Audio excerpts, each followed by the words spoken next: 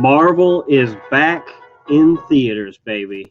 Welcome to another Marvel review stream. Today we are discussing Black Widow. It's going to be a great episode here at Pretentious Popculture. Still working out that one. Joining me, I'm Justin, joined by the Disney Grizzly, Lucas. What's up, everybody? And if you didn't know, that's the Culture Coyote over here, Justin. Culture Coyote. Ow, ow! I guess I got to do that now. So, of course, what's up, Katrina? Katrina, already here. Katrina's joining us. Welcome. Thank you for your support. And Jake couldn't make it. He had some personal stuff. Sad to miss him. We miss him. Sad to happen. Yeah, man. But anyway, before we get into it, if you like this content, please like, subscribe, and engage in the comments. Talk to us. We want to hear what you have to say. You can find us on Instagram, Twitter, and TikTok as well. We're starting to grow TikTok as Pretentious Pop Culture, Pretentious_pop on Twitter. Please support our partners in the Bat Loop on Instagram and YouTube. That's our friend Alex, kind of helped us jumpstart this whole thing. And then we got Ventures by Abel's, which is Disney Grizzly's personal channel where he, does the Disney stuff and the theme park stuff and his family stuff. A lot of adventures there. All together. And that's on YouTube and Instagram.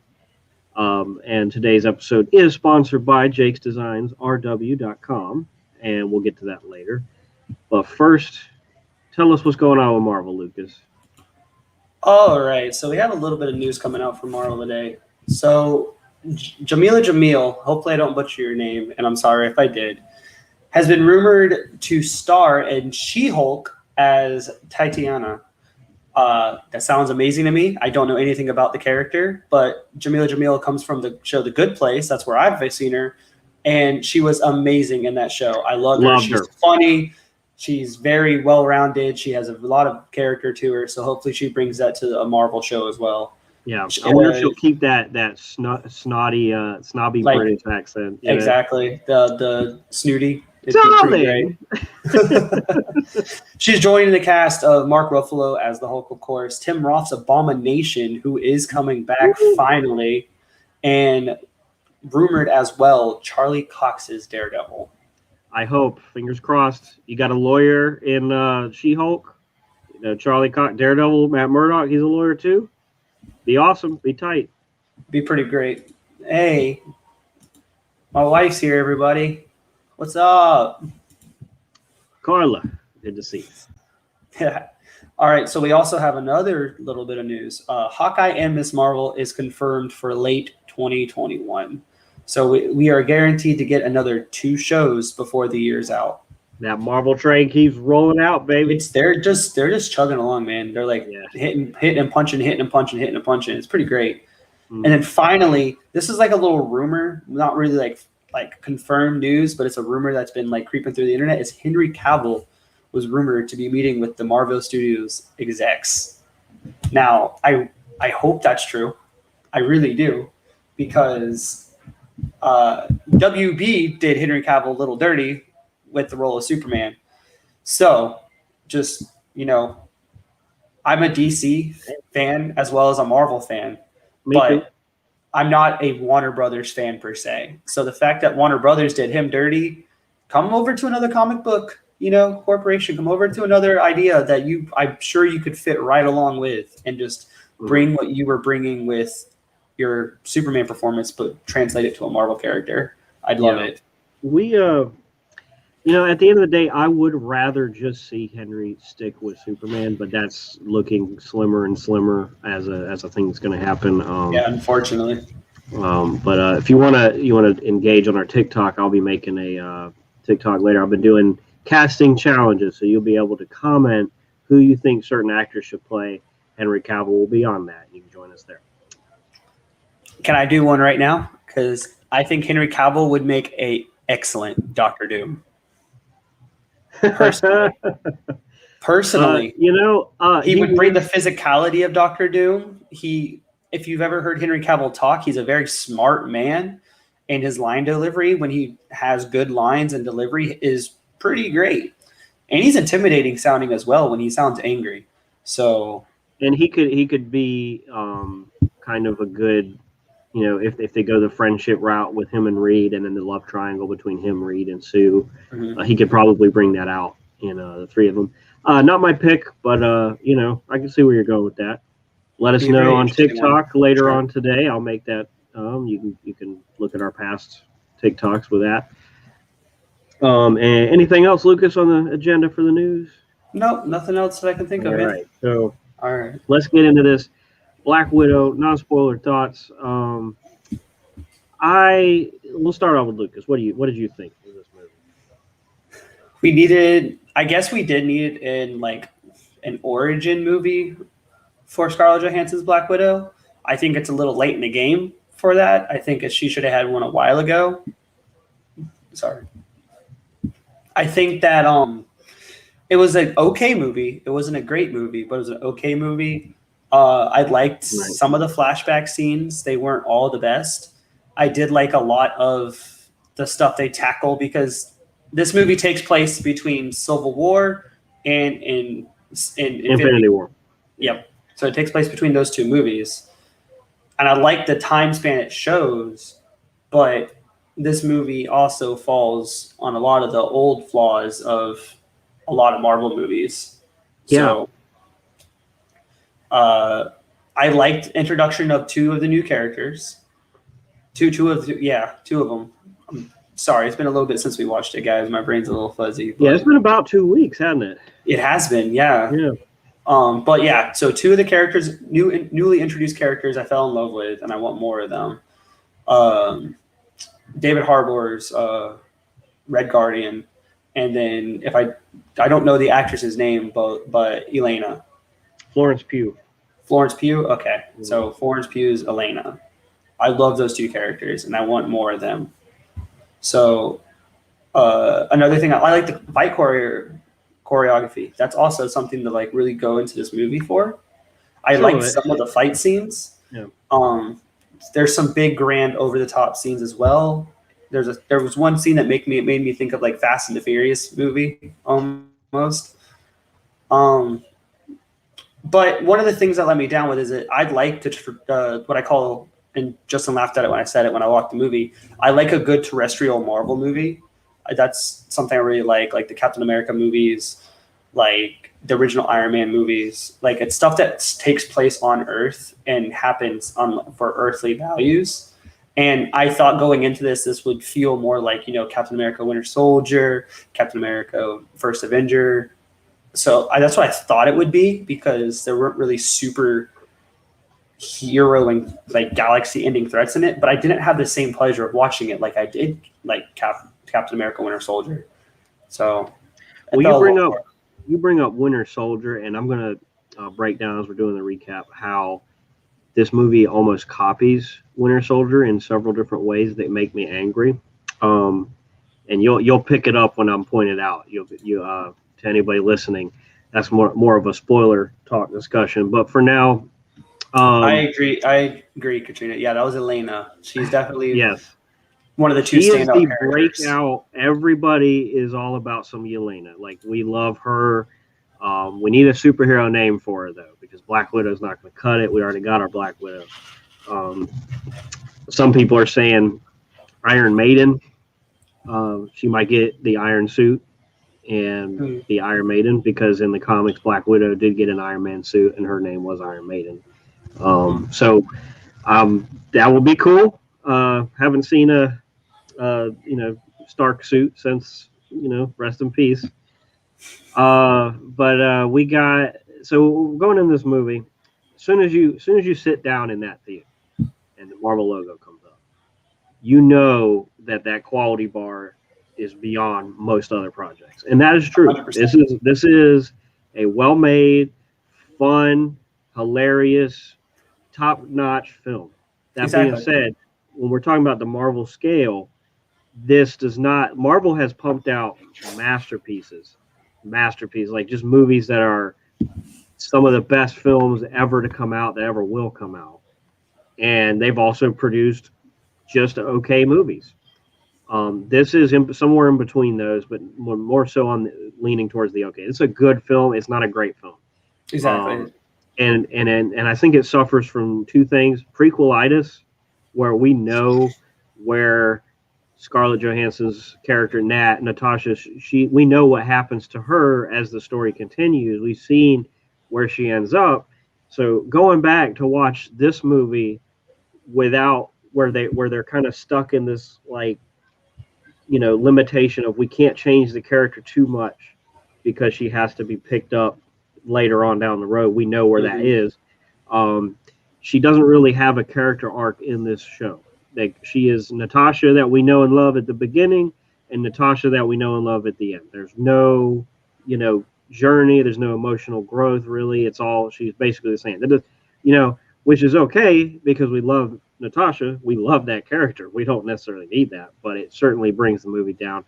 That, and I also think this should not have been a prequel. It should have came out right after Civil War because we would have rode the wave. We would have felt the stakes of each of these people being on the run and what the aftermath of Civil War was. We would have felt that a lot more having seen this in between that and Infinity War. So just now thinking about it, since you said that, so instead of making the Civil War movie tagged Captain America Civil War, they could have just had Marvel Studios Civil War, right?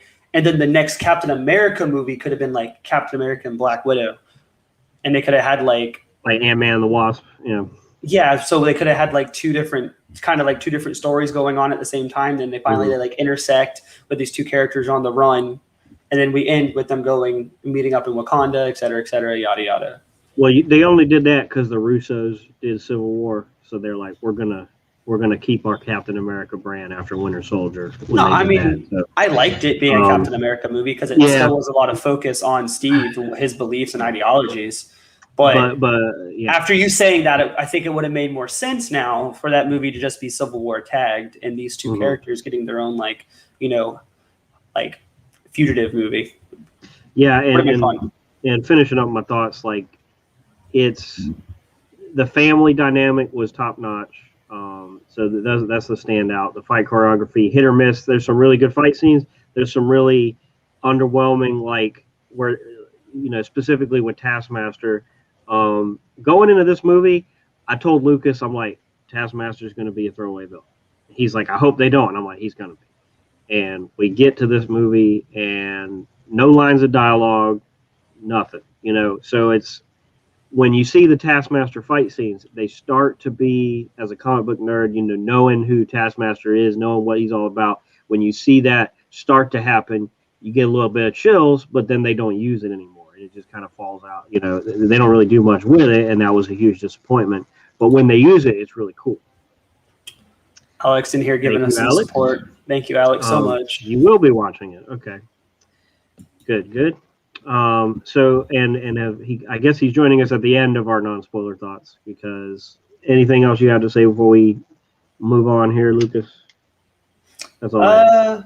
Not really. I mean, the fact that you went into my biggest gripe of the movie, right in the non-spoilers. I mean, Taskmaster was a complete and utter letdown. I didn't like it at all. Yeah, I mean, it was upsetting. It was very upsetting. One of the things is Marvel does this. We've seen it with, Cross and Ant-Man as the Yellow Jacket, where they take a villain that could be great and they just do nothing with him.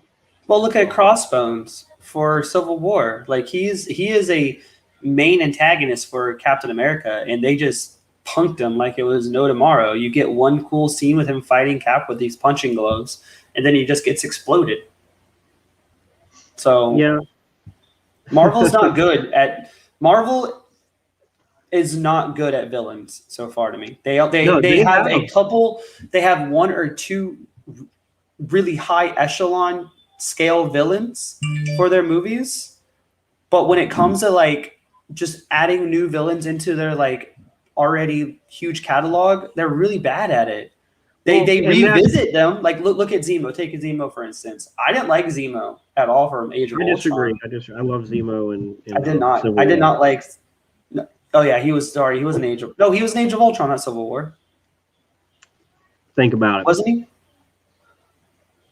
No, Civil War. Right, you're right. Brain fart. Dad brain. Sorry. Ha. So I didn't like Zemo, but then when they reintroduced him in Falcon and Winter Soldier / Captain America in the Winter Soldier, I loved him. I liked what they did to him.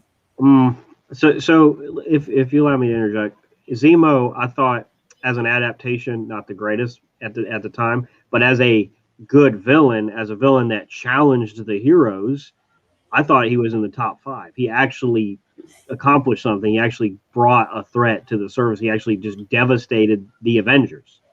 And, started without him, we wouldn't have gotten, T'Challa as Black Panther. He really brought all this stuff to the surface, and he was very intelligent and very capable and confident and knew what he was doing. We understood his motivations, and it wasn't like Thanos, but it was still, at the time, it was one of their higher quality villains. But like going back to Taskmaster, Lucas is right. We've had villains like, we talked about Abomination coming back, not the greatest villain in the movie. We talked about, just looking at Whiplash, looking at Mandarin in Iron Man 3, looking at all these are fake Mandarin. I mean, Obadiah Stane in the first Iron Man movie, like he was intimidating, but he still wasn't impressive. Right. So we've gotten this catalog of horribly written villains that didn't matter because the rest of the movie's quality was so good. But then after, Vulture, Killmonger, I believe Zemo, Thanos, and, some of the later, I think, Hela to an extent. I did like Hela, actually. So they've proven they can do this. This is phase 4. We need to demand that they do better. That's why I'm saying if this movie had came out, between Civil War and during phase 3, Infinity War, we wouldn't have had the bar up here. It would have been, a little bit right here. So anyway, before we get to the recap, anything else you want to say? No, we're okay. Hunky-dory. So today's episode was sponsored by Jake's Designs, rw.com. You can find a link in the description. Jake has a ton of unique designs for shoes, shirts, and more. You'll never have to worry about the shipping prices either because Jake ships for free. He's got these really cool Marvel shoes. I don't know if Lucas is going to bring them up. He's doing these Marvel-themed shoes that look really cool. He's got Deadpool inspired. He's got Spider-Man inspired, male and female Spider-Man inspired shoes. And he's got even Sylvie and Loki inspired shoes. So he's really relevant and they look great. If you like Marvel, you're going to love some of those shoes. Like Lucas is pulling them up right now. And he's also, you can see he's designed our very own T-shirt for Pretentiouspopculture, which you can buy on his website to support the channel or future endeavors. He's also selling these really cool paintings, which I got. They look really tight. I don't know if you can see it behind the screen grab, but some pyramids with planets. So if you want to get something similar to this design, you can do it. They're pretty reasonably priced. I really like them. And you can use the promo code POPCULT at checkout for 10% off your order for this month. So please go support Jake's Designs, rw.com. Back to the stream. We got the Black Widow recap. Well, it's kind of going to be broken because, like I said, we've seen it 2 weeks ago. We're not all the way there. It's been a hot second, so we're kind of hazy, But I do know we start off in 1995 in Ohio, and we see two sisters playing. One of them's got blue hair and is a few years older than the other one. And this is little Yelena and Natasha. And then we get Rachel Weisz and David Harbour as their parents, and it's later on revealed that they're undercover. But we do get to start to see some of that family dynamic growing here, where I think at one point Rachel Weisz says like the one of the girls gets hurt. She says pain makes you stronger, and that has a payoff later on. We also they're having dinner, and this gets interrupted by David Harbour coming home and saying, "Hey, it's time to exit the undercover op." So they start running away from SHIELD agents, which are probably Hydra agents at this time because it's 95. I just want to say David Harbour's character, the Red Guardian, is my favorite character in this whole movie. But not at this point, because at this point he's looking like Hopper from Stranger Things, and he's he's real serious. In this scene, he does one of the coolest things ever in a Marvel movie to me. He's in the top 10 coolest riding on the wing, human characters doing something. I think. Well, so it's revealed as they're escaping that he's got super strength because he lifts something heavy. I can't remember what, and you're like, oh, he's super soldier. He flips a car.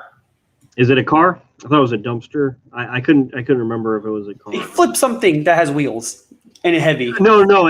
Eventually, yeah, but the first time we see him lift something, it's like, oh, he has powers, but I don't know if it's a car or a dumpster. It doesn't matter. Ultimately, they're going to a plane on a hidden airstrip, and they get in the plane and the car drive over there. Yelena is scared. These two girls are scared. So Yelena's like, play my song, and so they put American Pie on the radio to let them calm the girl down. So they get to the plane, they're escaping. Rachel Weisz, I don't remember her name, her character's name, we'll just call her Rachel. Oh, isn't it Melina? Melena and Yelena. Wow, very creative. Anyway, so they're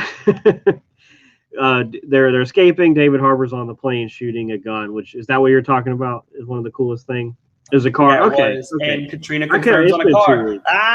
Smart man. It's good memory, right? Luca's gonna do the recap next time. We're gonna have anyway.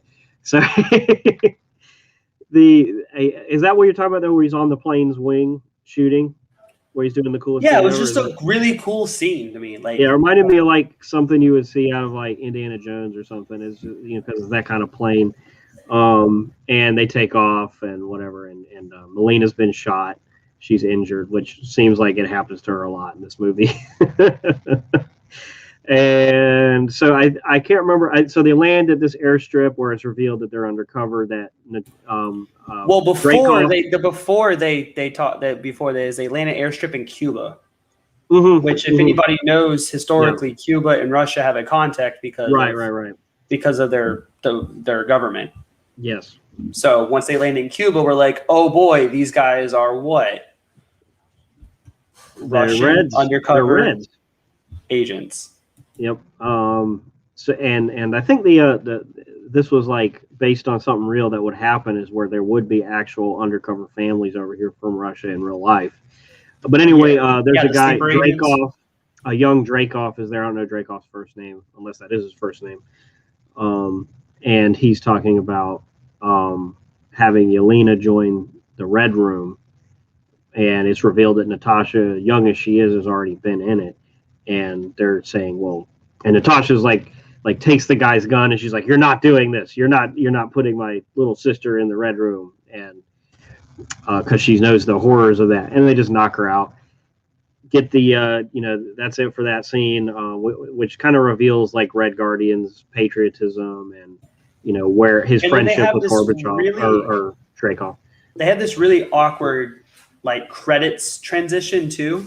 I liked it because of how awkward it was and how creepy it was. It was Nirvana.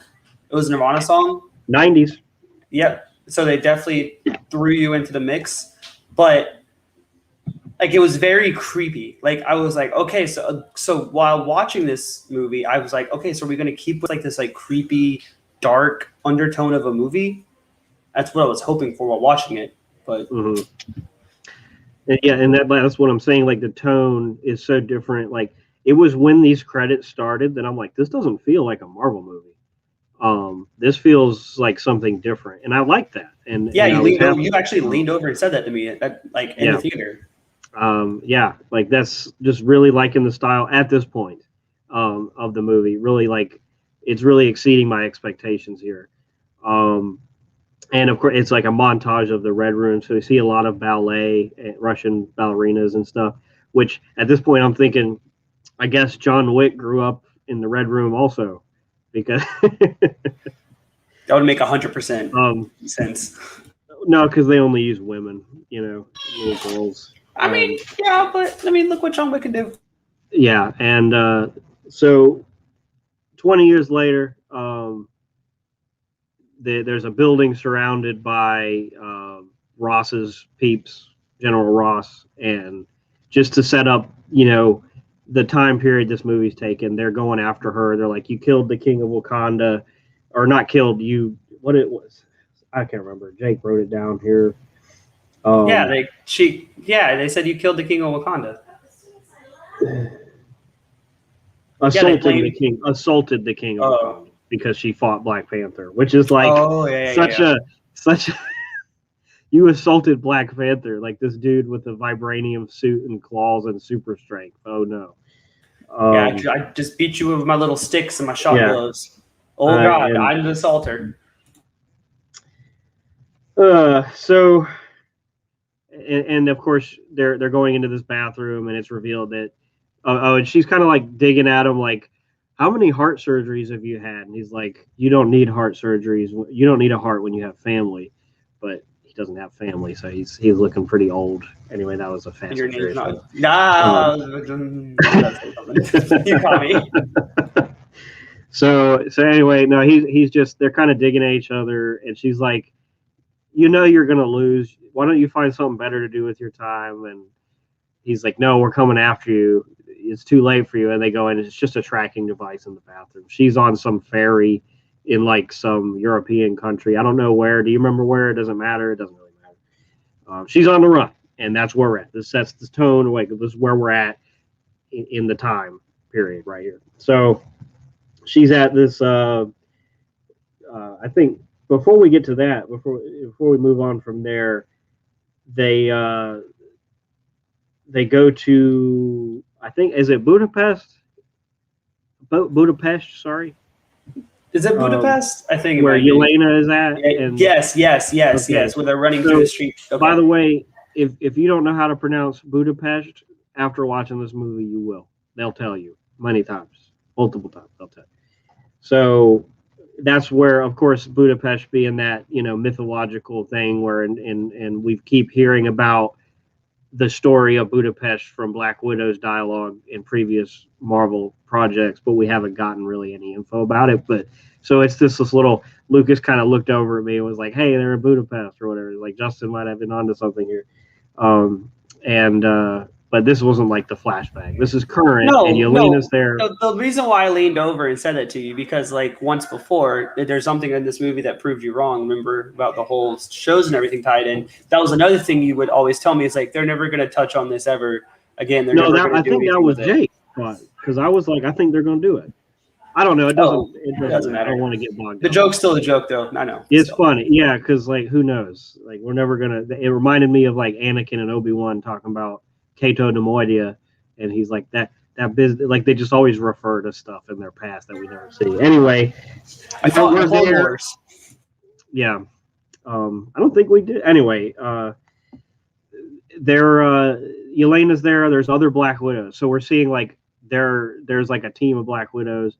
I don't really remember what goes down. I just know that I think they're going after this antidote. They're all under control, and they're going after an ex-Black Widow.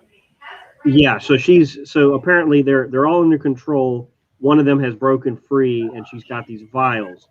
And during this scrap, that one dies. The one that escaped dies, but not before Yelena gets exposed to the antidote, therefore breaking her control of the Red Room's manipulation over her. And she kind of wakes up and is back in reality. And her mission is like, at this point, I got to free all the other Black Widows. This is bad. So, we get back to Natasha's in a trailer in the wilderness, just kind of, doing the fugitive thing. We get one of the characters whose name I forgot, but he's just like her little handler, having a little conversation with him. and he's got like a box of mail from. He's like, this is from Budapest, and there's like a little case in it, which we don't know yet, but later will be revealed to be the files of the antidote that I guess Yelena sent to Natasha, which is like, I don't know, I don't really remember, like 2 weeks ago. Why? But and then Natalie's back in her or Natasha, not Natalie. That's her alias, Natalie Rushman, Natasha Romanoff.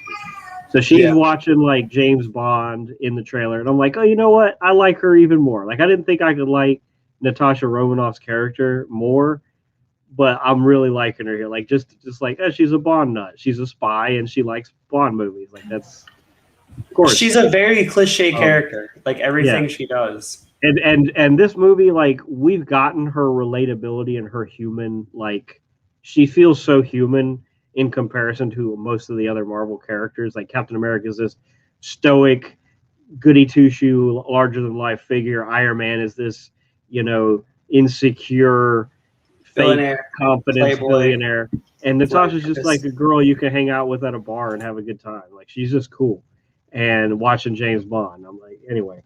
Her generator goes out in the trailer, so she goes into town to get some gas. She drives into town, and she gets bloated up by a rocket that was very shocking and unexpected. And somehow, I guess she got like the same family blessing that Dominic Toretto got in the Fast and Furious, because she just kind of climbs out of the car, like that just exploded. She's fine. Another thing I looked at you in the movie theater and said, I'm like, hey, look, there's actual blood on her. Yeah. But that's how you know she's human, because she bleeds. She survives an explosion, but she's bleeding, so it's okay. So anyway, it's Taskmaster. He's going after the vials. He grabs the case out of the car after the cool fight scene. That's, Natasha's not at her game. She does some little rope-a-dope. I don't really remember the fight scene. I just remember it was cool. In the fight scene, he drops a lot of moves that start if you don't know who Taskmaster is, if you're really good at remembering things, he drops a couple moves. One of the moves he drops is the Falcon, like aerial kick. So when Falcon dives in and does like the backflip he does in one of the movies, he does that without the backflip. He's carrying Cap's shield, and he can not Cap shield, but a shield. They toss it a shield, but it's not a vibranium shield, so it doesn't bounce off and back and forth. It just, when it flies, it hits something. He also has a sword, but they haven't shown us a character with a sword. He's copying Gamora. He saw Gamora. Gamora's not on Earth yet, but just in case. Anyway, and maybe he was because Ronin wasn't a thing. Yeah, so he, that the sword was just there. He also, I think he does like some like grapple swinging like Spider-Man too. He does, yeah. He has like the grapple hook going on. Yeah. But he also, the first thing we see is he does the Natasha flip where he lands like the pose. And that was probably the coolest image of the entire Taskmaster appearance, is when they both land in the same image, which is what you want out of Taskmaster, because that's cool when you see that. But anyway, I digress. And like, this is like one of the only two scenes where we actually get to see Taskmaster do some Taskmaster things. And so gets the case, doesn't open it, but Natasha's already taken the vials. He kicks Natasha off the bridge, and we leave that. I guess she's just fine. I don't remember her like struggling. I think she just made it out and was okay, right? Like, there was no like detrimental wounds to her, if that's what you're asking. There was a bunch of like a couple cuts and a couple bruises. But yeah, so she's fine.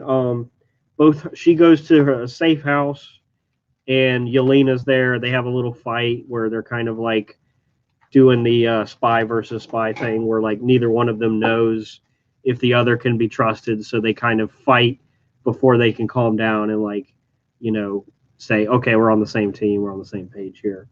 And right when, Yelena's explaining about the vials and that other Black Widows are out, where they start to talk about Budapest, where at this point, I think this is where Natalie Rushman, Natasha Romanoff is talking about Budapest, where she was like exiting the Red Room and entering Shield by killing Dreykov, and she ended up getting Dreykov's daughter killed.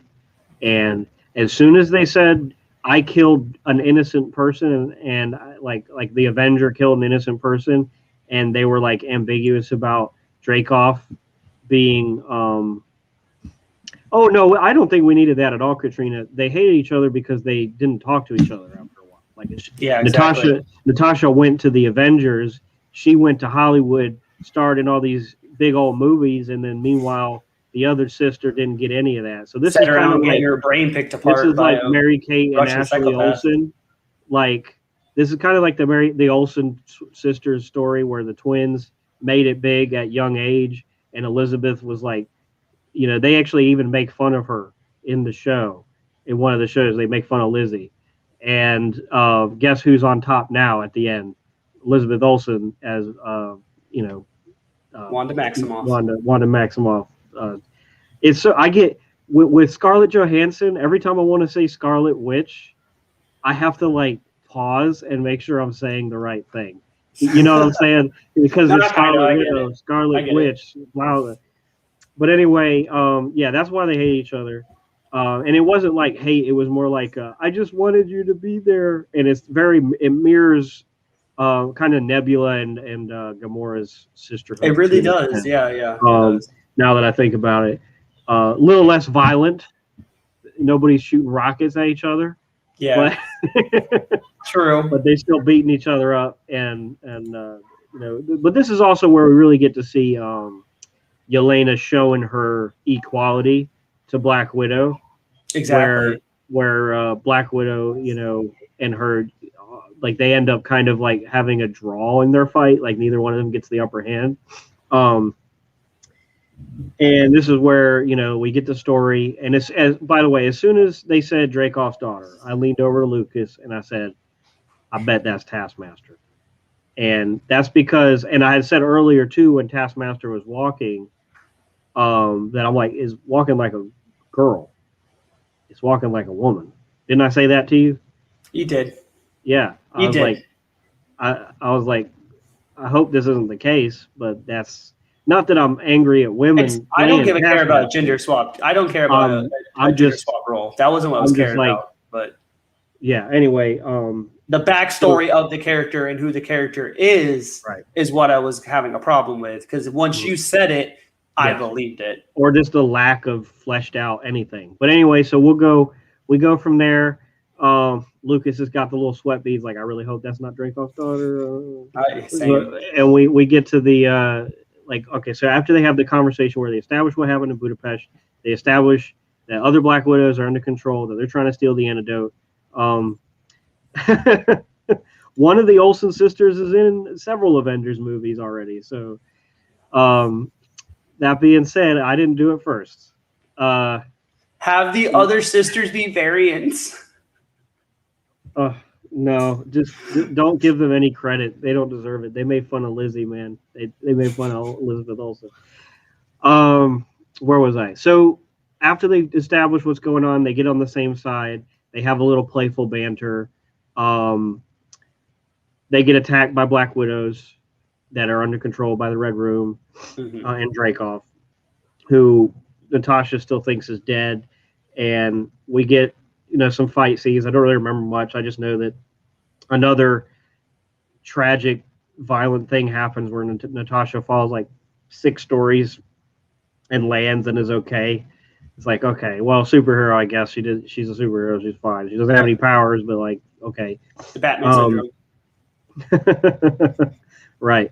But like, they see one of the Black Widows on the ground. Jake's in. What's up, Jake? Oh, Jake. Jake's joining us a little bit. We get to where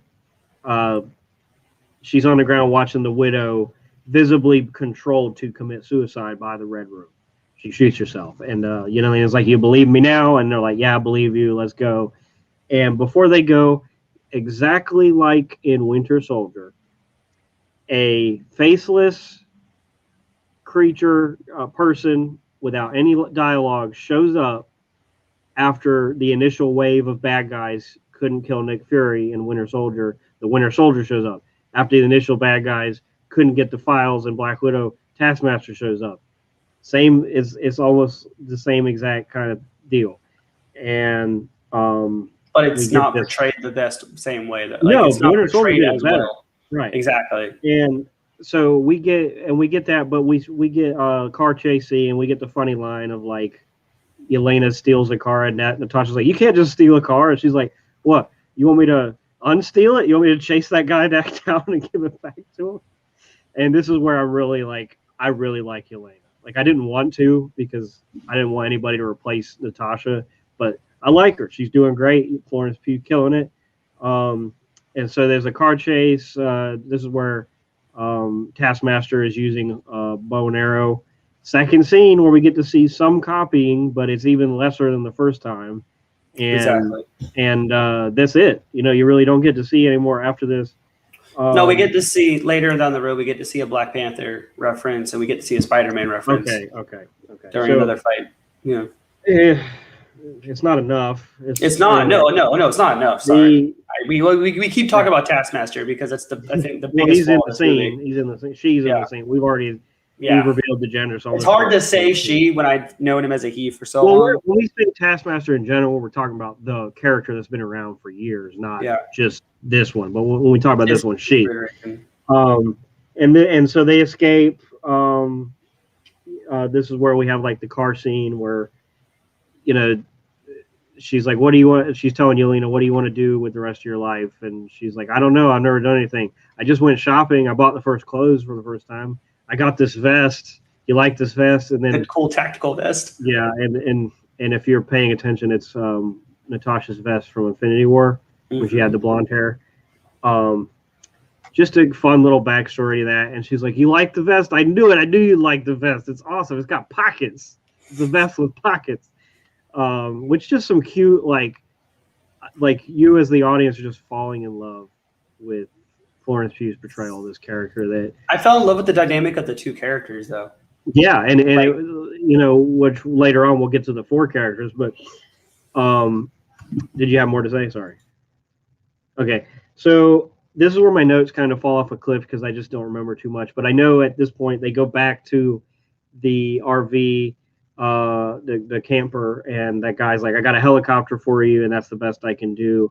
They've decided to go get some reinforcements. One of the best jokes. One of the best jokes that was a running gag for a good part of the portion of the movie is they're inside of a convenience store, like buying some like snacks. Oh yeah, this did happen. This stuff did happen, right? Yeah. And then they're talking to each other, and then right in the middle of the store, she's just like, "Why do you always pose?" And she's like, "What do you mean?" She's like, "You're a poser. All you do is pose. Why do you do this?" And she gets down and does the iconic Black Widow like thing, and then she's like, "You always do this hair flip. What is the purpose in this? Why do you do it? There's no purpose. You do leave yourself wide open. This isn't a fighting pose." It's almost as if everybody's watching you. So and that is now a TikTok trend, by the way. Once that's said, though, it becomes a running gag through a good portion of the movie. Mm-hmm. And they also.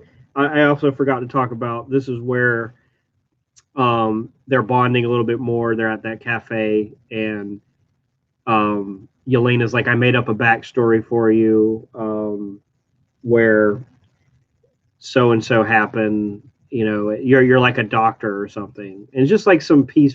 It's like sisterly dialogue of like, if I never saw you again, I just imagined you ended up, out of the Red Room having your own life. We also we missed a joke earlier that is kind of an Easter egg where the guy at the trailer's name, I just found out his name's Mason, her handler. He gives Natasha. You were not going to beat that Natalie tonight. Natalie Rushman, like that's her alias, and he gives her a fake identity, Fanny Longbottom, who is a Bronze Age comic character reference. And later on, we'll see Yelena gets a dog, and she names the dog Fanny. So, are you frozen or?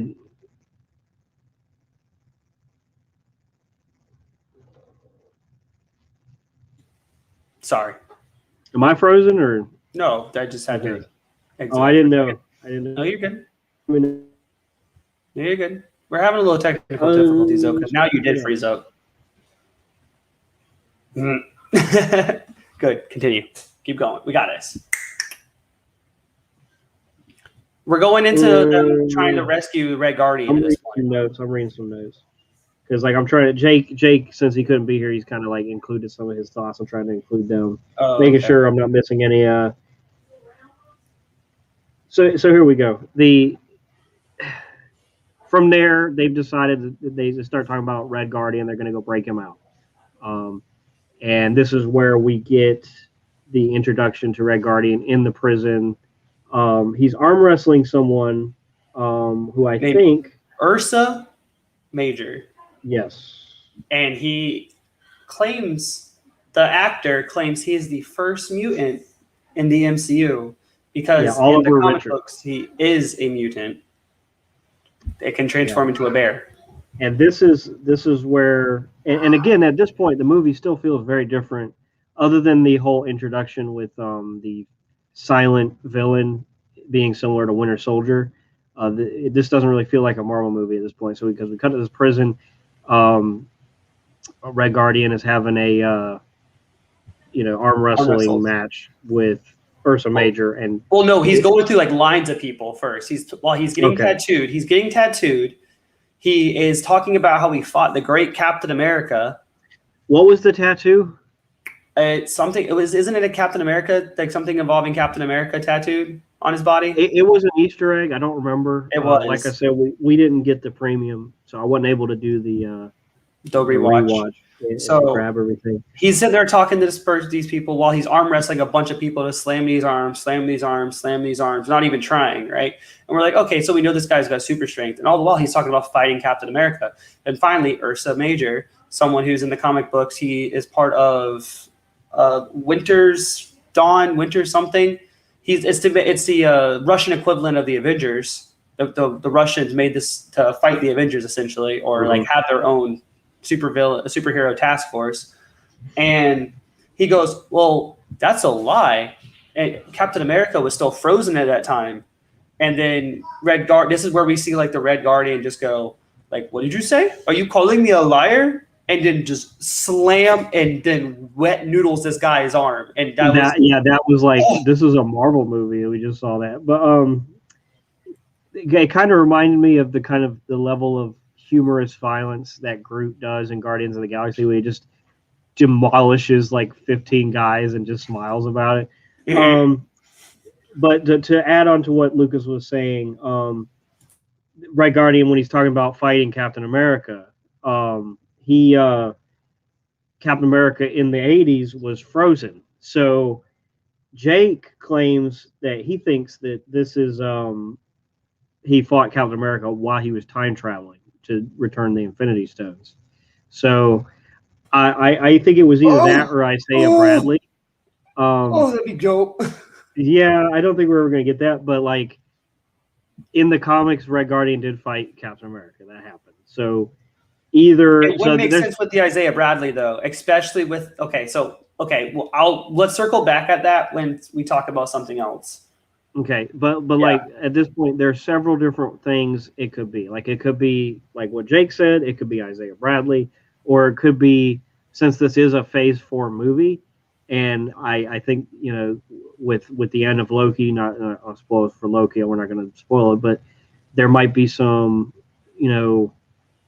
state repercussions from the end of Loki that could have caused, from the end of happening. Yeah, so that could have something to do with Cap, but I don't think. At this point, I think I have a feeling that might be just an obscure like thing that we never really get the answer to, and I kind of like that. I like that it's mysterious. I like that you're left wondering, is this guy just nuts, or did he actually fight? The fans are calling for more Red Guardian and more Elena. So no, they're coming. They're coming. Definitely. Yeah. They're both coming. We're probably going to get, a lot of people are talking about they want Red Guardian to fight U.S. Agent at some point. That would be a great fight. I think he'd be a fight. I think it'd be cool for him to be in the next Captain America movie. and have him square up against Sam Wilson's Captain America and be like, I wanted to fight the real one. And just no, because this isn't like a bad guy. Like, he's not a bad guy. He's not like he. When we cut to the prison version of him, he's still like basking in the glory of like Mother Russia and all that. But like, he's been out of it, and throughout the course of this movie, he does realize that it's not the same as he thought it was. It's, you know, Dreykov is not a good guy, and he should, you know. So anyway, he's a good guy. He's not a bad guy. And this Major Ursa. Mikhail Ursus, aka Major Ursa Major in the comments. Freezing up a bunch, buddy. Ursa Major is a mutant who fights with the Winter Guard, Russia's version of the Avengers. Mm-hmm. Okay. And it was Winter. He can transform into a bear, which Ursa, you know, means bear. So yeah. Anyway, beyond that, this is where we get Natasha, you know, in her white suit, which is clean, dope. Clean. Mr. Clean. Yeah, and we get like this awkward helicopter, you know, swing around where they're trying really hard to. They have a plan, but like as soon as they send Red Guardian a action figure, and what's in the? Is it a bomb? That's in the action figure. What was in it? Something was in it to let them know that they were coming to break him out. Yeah. And I think it was a bomb, because he goes, I'm not going to try and be stealthy. I'm just going to cause chaos and break out of here. And he's, of course, this is not the David Harbour we saw at the beginning. He's got like a massive beard. He looks like a rough Russian gulag prisoner, you know. And he's jovial the whole time. He's just having a good time. David Harbour's, you know, probably loving this role. So they end up breaking him out. This is the scene where I thought was the most Fast and Furious-y, because of all the crazy crap happening with like the helicopter flying around and bashing on things, and him and David Harbour, and Red Guardian jumping from platform to platform, but barely hanging on because his beard dad gut won't let him get up on the platforms anymore. But he's a super soldier though, so at the same time, you know, we expect that from him. We expect it from him. It's like Daddy Thor. It was like Daddy Thor. Again, Daddy Thor still strong. Yeah. Still superpowers. But so we get, and this is where as soon as Black Widow jumps out the helicopter, she does the fighting pose, and Elena goes, like, which, you know, one of the biggest joke mistakes comes later from that, but they do pay it off again later in a way that I just did not like. But so we go from there. They rescue Red Guardian, and this is where like my memory starts to get a little phasey. But I do know that he's like, I'm so happy to see you girls. I'm so happy. Like I love you girls, a family, yes, or whatever. And he's talking about, he makes like a misogynistic joke because he's been in prison. He doesn't know that times have changed, and I think he like makes like a period joke or something, and Yelena does like a really long, awkward, oh yeah, we were going to get, you know, pads and all. I don't really remember. It was really cringy. It was really cringy, and in a way that made Red Guardian really uncomfortable. And the best joke in the movie right after, where Natasha's like, we're not going to have enough gas to get there, and Red Guardian's like, oh, we'll be fine, and then immediately cuts to the helicopter crashing straight down. Like, that is so funny. It's the most Hollywood shot I've ever seen in my life. It didn't fit. It was something that belonged in like a Guardians of the Galaxy movie, not this series. And this is kind of like where we get to the tone of the movie shifting to the family dynamic with the humor. And they, of course, they go, I don't really remember how they get there, but they go to Rachel Weisz, Malina. She's got like a pig farm where she's doing experiments on pigs.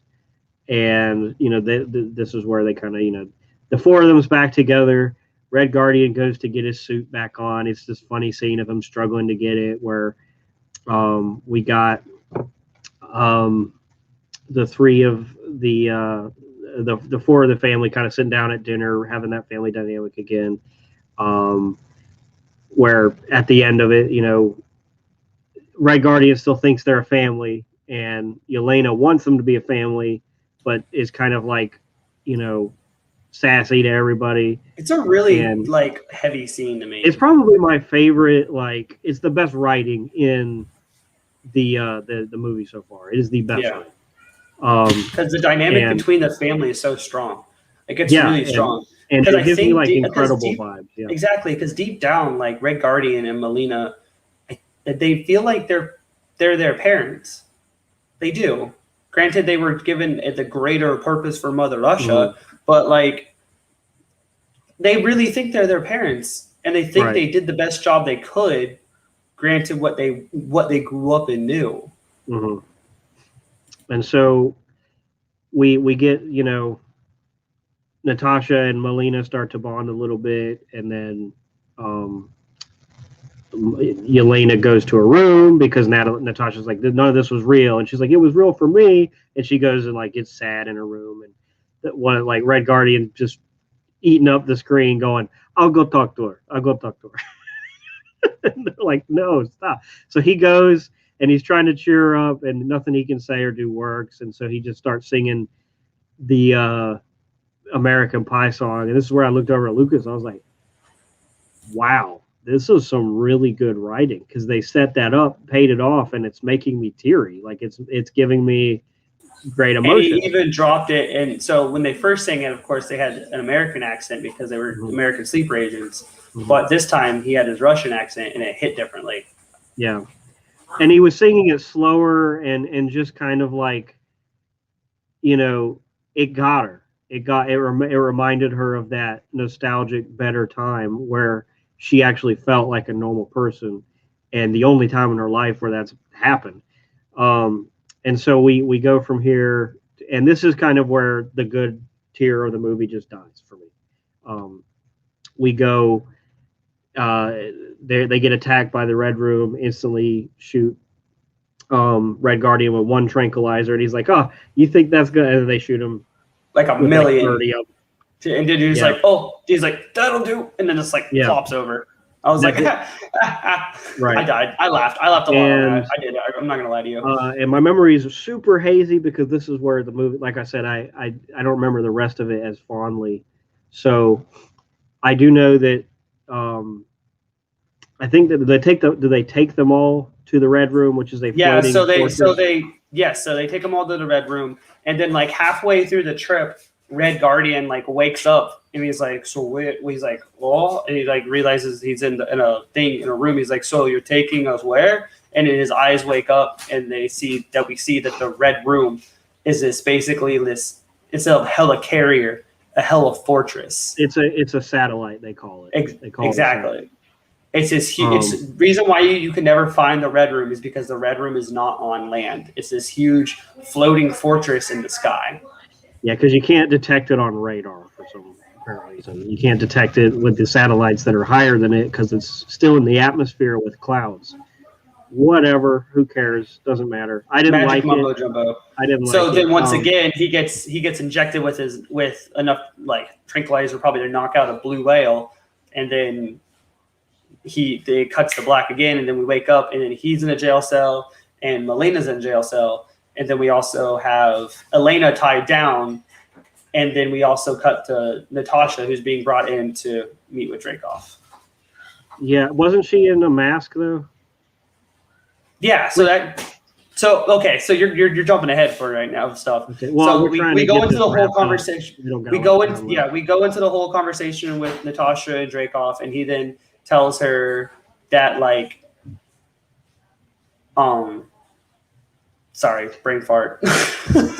He starts to tell her that it's a chemical control. You can't do anything to me. Yeah, she starts trying to kill him, and it's not working. Yeah. Exactly, because he injected her with the same chemical that he's been injecting everyone else with. Because Natasha was from phase 1 Black Widows, where it was just a lot of mental conditioning and giving you subliminal messaging. Whereas he didn't hit her with the. We think that Melina has betrayed them. Exactly. So then he reveals his hand and shows where all the Black Widows are located. This huge screen pops up. Yeah. And he shows where he has to activate her from under the desk. And then we go into a whole thing of her trying to hit him, and kill him, but it stops her because of he has pheromones on him that doesn't allow Black Widows to attack him. So then she finds out like, oh, I know how to stop the pheromones in her. So he's breaking the nerve. Yeah, exactly. So she smashes her face on the table, which was and this is of course doing Black Widow's trademark reverse interrogation, where she plays the victim to extract information. She acts vulnerable when she's actually totally in control. Which was a harken to the Loki scene in Avengers. Yeah, and the beginning when she's on the phone tied up to the chair doing the same thing. That's her thing, Exactly. So then we cut to finding out that it was Melina in the jail cell with Red Guardian when he was like professing because come to find out he was telling his like feelings and pouring his heart out to Natasha about Elena and her. And then come to find out the two people had switched and it's Melina actually using the hologram faces. Yeah. And then he's like, but I wanted to tell them this. Why is it you? So then she gets out. She gets out and releases them both because she knows how to work the whole thing because she's Dreykov's right-hand woman. Mm-hmm. And then she escapes to go try and take the generators down to bring the Red Room down. And then he finds out he's going to be fighting Taskmaster, which is a very let down fight because there's not much going on with it. You see one or two punches. Once again, you see an off-screen fight. You see Black Panther stance and you see a Spider-Man stance. You don't really see much more. You see more shield usage. Nothing impressive. And then we also have Elena tied down at this whole time, and she was tied down because Dreykov wanted to use her brain to figure out what is going on in the chemicals. Right. And earlier to break the control. Earlier she had said like this is a good way to die or a badass way to die, and then as she's about to have her head filleted, she's like, this is not the good way to die. Exactly. That was funny. And then she gets released, and then she kills the people that she's around. She then gets her vest, and then she's like going through the whole building doing her like Elena stuff that they had a plan set up to get done because she's part of the plan. All of these instances are part of the plan going on except for the Taskmaster fight. So then we get an instance of her falling out of a vent and landing and doing a pose, and then she stands up and she's just like, and she does this like a little shudder, like, oh, I can't believe I did that. She goes disgusting. Yeah. And I hated that because it would have been a much better payoff if she did it and was like, oh, I kind of like this or something. Like, I get it now. And just, that would have been character growth. This was just the third time we saw the joke the same exact way. I still got a chuckle out of me, but it was also like, I would have liked her character more. It was like a cringy chuckle. Yeah, because it's not disgusting to do that. It's like that's a little extra. But anyway, go ahead. So then we're cutting back to cutting back to Dreykov and Natasha, and then she starts beating up on Dreykov, but then Dreykov calls in other Black Widows. Yeah, exactly, and then Dreykov calls in these other Black Widows. So then he escapes, and then leaves the room, and these other Black Widows are beating up Natasha, and then Elena, who has all the vials, she explodes it into the vents, and it spreads out into the vents after this fight scene, and then they all get dispersed, and then the Black Widows become out of their control, the mind control from Dreykov, and then at the same time, the helicarrier is falling apart because instead of dismantling the engine. I like how you keep saying helicarrier because, as I was talking about, this movie is so similar to Winter Soldier. It is, and the third act is like this aerial battle on a giant flying craft. Exactly. So anyway, continue. But so she, instead of being able to dismantle it, she gets her code rewritten because Dreykov locked her out because he realized what was going on. And then she just destroys it. Like, it gets destroyed. So now, instead of de-escalating, like descending slowly and like, funly, like they're just rapidly descending. And she's like, you girls need to hurry up, basically. So well, I never heard Dreykov Russian accent. Basically is leaving. So Dreykov's inside the planes or whatever, trying to get out with a bunch of other of his Red Room members that aren't women, by the way. Those are men he has. Mm-hmm. Mental note on that. The ones inside of his like personal guards are men, not women. So then Natasha's getting all the information about where all the Black Widows are, and she pockets it into a flash drive, and then the whole thing explodes. We also get the reveal, and just to kind of touch on a couple things. Oh yeah, wrap this up. That Dreykov's daughter. She's like, I'm sorry. She says something about his daughter, and he's like, you think my daughter's dead? And then the mask of Taskmaster opens up, and it's his daughter, and we're like, whoa, big shock. Big. Sorry, guys. I just want to throw that out. This is a lot of misconjumbled back and forth because, like, I know we said it a couple times already, but like we did see this 2 weeks ago. Yeah. And we just now have been able to get to where we can review this. Yeah. And we want to review it for you guys. This is for you guys. We love doing this, but this is for you. Yeah. So and just we don't have to go too far. Like ultimately, Elena blows. Looks like she's going to make a sacrifice by blowing up a ship. That doesn't happen. So we get this cool epic scene of them falling through the rubble as they tumble through the ground, and there's parachute stuff going on, whatever. And Natasha saves the Elena. They land. Everybody's on the ground. Everybody's fine. All the good guys. But we do have the cool scene between Natasha and Taskmaster in the air. I did like that. Like them bouncing off the debris and fighting on debris, running on debris, doing like Taskmaster gets the antidote. Exactly. And so everybody's fine on the ground. For some reason, the other Black Widows just land in a box, and they come out and they're like, "Hi guys," and I don't really remember. They're just like, "Hi," and they don't really do anything. Yeah. And Ross is coming up with his jeeps, to capture them, and Natasha's like, "I'm not running anymore." Blah blah blah. And she gets, I guess she gets taken into custody, but then still, gets away. Yeah, she basically gives away for Elena the Black Widows and Taskmaster and Melena and Red Guardian to escape. I'll stall them. Yeah, I'll go. Whatever. Yeah. So then she gets captured. Essentially, that's what they're showing us, that she's going to get captured. But then we get black screen cut, and then she's with her liaison again. Her vest. Yeah, blonde. They show like the box of dyes and the blonde hair and the vest, and then we see her with her liaison again. Elena gave her the vest. Yep. Yeah, and then she finally gets like a Quinjet. Yeah. Yeah, she gets the Quinjet. So then theoretically, what we're thinking is now she's going up to Wakanda to meet up with Steve, because at the end of Civil War, we see Steve in Wakanda. Or Germany, or wherever Vision and Wanda were, where they show up. Do you think? I think she went. She had to go get Steve first. Let's move on. True. So then movie cuts to black, credits roll, and then this is where the movie was okay, but this is my favorite part of the movie. Is this end credit scene alone? This is one of my favorite end credit scenes because of what direction Marvel's going. So we cut to end credit. This is now past in the present day where Endgame is. After Endgame, Natasha's dead. There's this gravestone covered with all this memorabilia.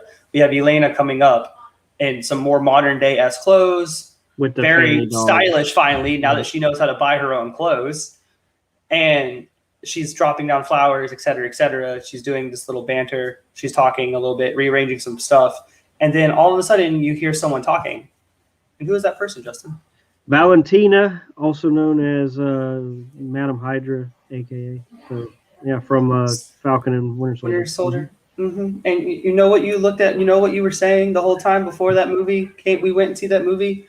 Oh, they're not going to have you don't have to watch the shows to have any payoff for the movies. Yeah.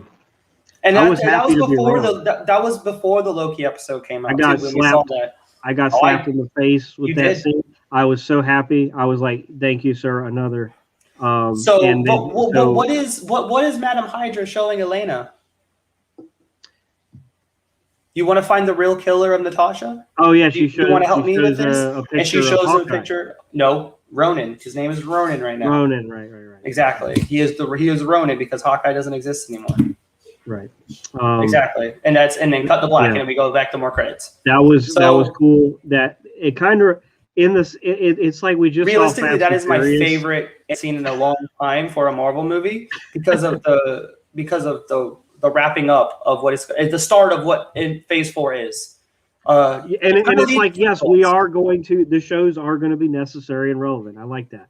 And it kind of reminds me too of like having just seen Fast and Furious, where the credit scene, very similar, where two characters. Anyway, we'll overshadow that. If you've seen Fast 9, you'll know what I'm talking about. Moving on.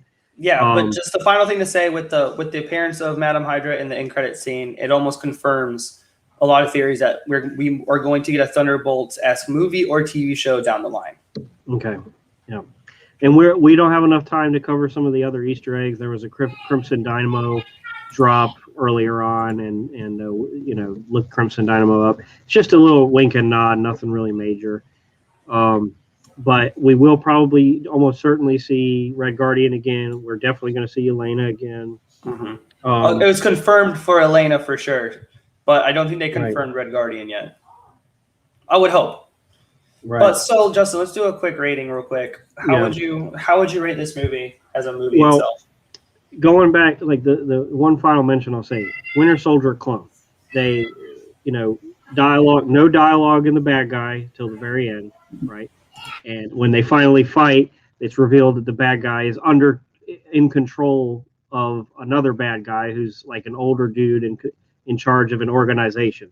Same thing happened in Winter Soldier. Same thing happened here. The only difference is Natasha didn't know Dreykov's daughter at this time.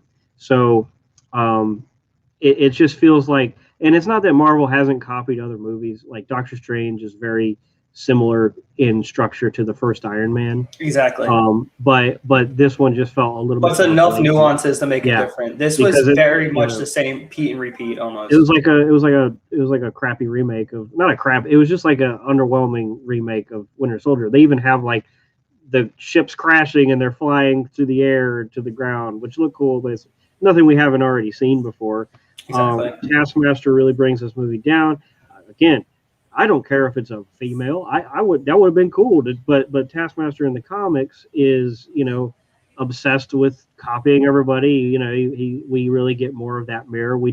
I don't feel like we got enough. I don't think they needed to even have Taskmaster in this movie. He feels like, or she feels like someone. It could have been generic Super Soldier, Black Widow combination, yada yada. They could have fought the Shocker from Spider-Man for all I care. It doesn't matter. As far as like the third act of the movie, like up to the third act, great writing, great character building, great family dynamic. They were, like I said, it reminded me of The Incredibles, but I'm hoping like when I see the family dynamic, you want a scene at the end where they all come together to solve the problem. We don't get that in this movie. We get everybody's doing their separate thing, like little side missions, and half of it we don't even see. So like David Harbour, Red Guardian versus Taskmaster, we see the beginning of it and it cuts away, and the end of it, and it's not that fulfilling. It's not that hype. Natasha defeating the villain with her trademark interrogation was kind of cool, but at the same time, since we've already seen that multiple times, it's something that would have been better suited happening. Dreykov was intimidating, though. I will say that the portrayal he was doing, the man was very endearing on screen. Like he was very scary. That was a scary man. Yeah, and as I said on TikTok, I give this movie a 7 out of 10. But like we're talking Marvel scale, so a 7 in Marvel MCU is going to be higher than a 7 for like a Fast and Furious movie or a Godzilla vs. Kong movie. This is a high tier 7, but it's still a 7 in Marvel rating, and that's where I'm at. Hopefully, that's where I put it too. 7 out of 10 for me as well. Hopefully, we'll get better. Hopefully, Shang-Chi will be a little bit better than this. But anyway, Lucas. 7 out of 10. I was just gonna write it with you. Leaning more towards a 6 because there's a lot of things I don't remember, and I have Jake's thoughts here. Whenever. There's a lot of things I don't remember, and that floors me. So while doing the recap, like I had to sit there and struggle, like trying to remember the movie. And if I can't remember a movie, that means I don't think it was that good of a movie. But the things I do remember stand out in my head. So it's not like that wasn't a bad movie. So the second act for me is if the whole movie was the second act, like if the whole movie was written and acted like the second act of the movie, it would have been a great movie. But the first act was weak, and the third act was even weaker To me, the first act was weak. To me. It set a great tone, I thought. But anyway, moving on to Jake's. So we're both in the 7. Jake says, as a standalone film, Black Widow tickles the ear of super spy movie lovers. And he says plenty of Bond references and plays throughout the newest MCU installment gives older viewers a taste of nostalgia. Our main character's acting is, as always, exceptional. Red Guardian being a major comedy device. He says standalone rating 8 out of 10, points deducted for third act, like we said. MCU rating. This is where he gets spicy.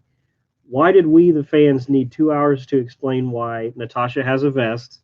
Her sister joins the Thunderbolts or Dark Avengers, and to go out of the way to ruin a perfectly good character, and he's talking about Taskmaster. Let's just destroy Tony Master's hardship, that's Taskmaster in the comics, and hurdles and amazing backstory, and replace him with the daughter of a very bad man. No super serum, just tech. No skill, just tech. I've seen Iron Man whip around Cap's shield. I don't need to see it again. What I needed to see was another mutate in the MCU.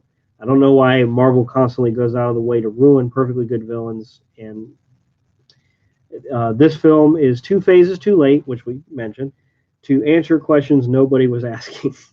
People were just asking for this movie to be made regardless.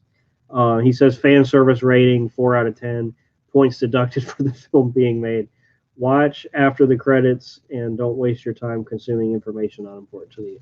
Wow, he was spicy, but he ended up giving the standalone rating a little higher than we did.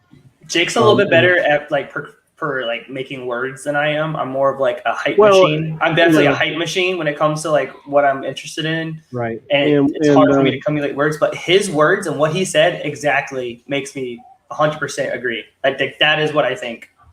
And just one final thing, Jake also says, Taskmaster first appears in 1980's The Avengers number 195. Taskmaster is a man named Tony Masters whose photographic memory and reflexes give him the ability to perfectly duplicate anybody's fighting style. He operates as a mercenary and frequently fights Marvel heroes, though he doesn't have an explicit connection to Black Widow or the Red Room. When we first meet MCU's Taskmaster, she's watching footage of Hawkeye and Black Panther's fight from Civil War. Throughout the film, we see her mimic the fighting styles of Black Widow, Captain America, Hawkeye, Black Panther, and Spider-Man. So, again, it's just the Taskmaster thing is just the biggest letdown in the world, Yeah. Like here's what would have fixed it.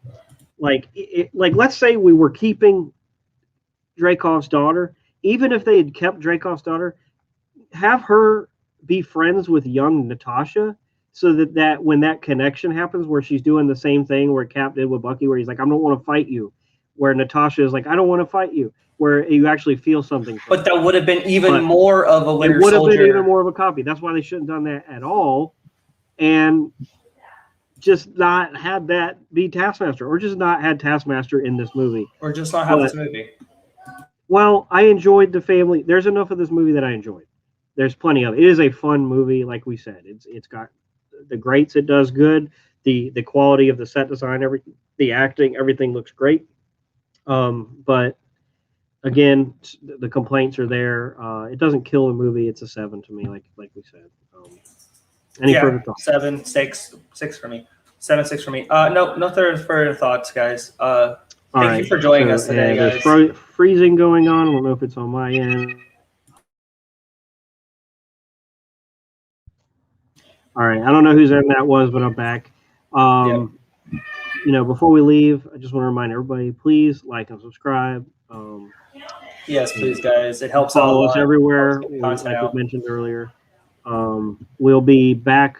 We plan on being back tomorrow with Space Jam: A New Legacy. Hopefully. And tomorrow we'll be with Alex.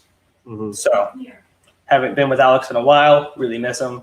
Can't wait to hear his beautiful, luscious radio talk voice. Me too. I miss that guy tremendously. I can't wait. And you can also catch me on TikTok later today reviewing or reacting to the Dune trailer. And just keep your eyes peeled to Pop Culture on Instagram for the latest news, and Twitter as well. Thanks for joining us, guys. JakesDesignsRW.com. Great artwork, great shoes, clothing, all that good stuff. This has been Pretentious Pop. Culture Marvel Review. Thanks, guys, for joining us. All right. Deuces.